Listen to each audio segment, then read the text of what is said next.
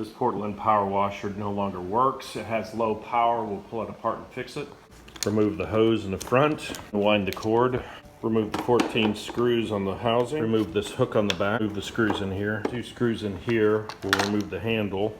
With the screws out, we'll split the case open. Pull the top off. At the bottom, we can see a plastic valve just laying in the bottom. The motor mounts. Pull the mount out. Remove the mounts in the front. Remove the motor assembly. 6mm Allen wrench. Remove the bolts. These will expose the valves. Remove the cover. Pull the valve. Make sure the check valves function. The O-ring on this is damaged. This one's not damaged, but the other 2 are. Remove the next 3. There's some calcium buildup on this one. We'll check the pressure switch. Remove the 6 bolts on the plate. Pull off the plate. When pressure is called for, it goes down this linkage and hits this switch. Remove the linkage. The round end goes to the top and the square end goes to the switch. Remove the switch. Check to make sure it's clicking. We'll open up the pressure valve. There can be a lot of debris in here. Remove the pipe. The seal looks pretty good. It's a challenge to get off. Break it loose. To spin this plastic housing. Difficult because you have to spin this nut and keep spinning the plastic with it. You can hold the nut and just spin the plastic, and this will help remove it a little bit easier. We'll remove the valve. Here's the plunger that hits that linkage that hits the switch. On this side, there's a little pin in here that we're gonna have to tap out to get the valve out. With a tap, the valve comes out. Get this all cleaned up. Clean the parts with toothpaste. Make sure everything's cleaned up. We'll clean out the barrel with a brush. There's quite a bit of dirt in there.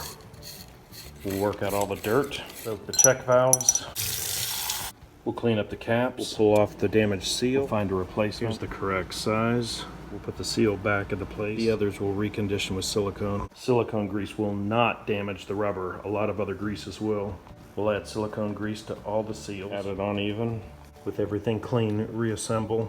You can feel everything moves real nice and smooth. Lubricate the plunger. Make sure everything's real clean. Make sure everything moves. Place the plunger assembly back. Tighten everything up. Add the switch in. Tighten up the screws. The check valves clean. Drop them back in. Add silicone grease to the seal, screw them back into place. Tighten everything up. This part that was at the bottom of the pump housing goes right here. And at the back there's a spring that's missing, so we'll have to find one of those. Right here is one that fits pretty good. Here's all the pieces for the unloader. Put the spring in. Now you can see everything bounces.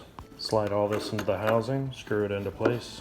Without the switch assembly put on, we'll turn it on and you'll see this pin pop up. We'll turn it on.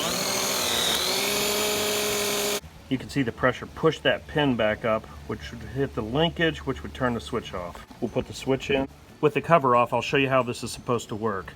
When there's pressure, this pin pops out, which there is pressure right now, and then it turns off the switch. When I squeeze the trigger, you can see that it runs. When I pull it off, you can see the pressure returns and turns off the switch.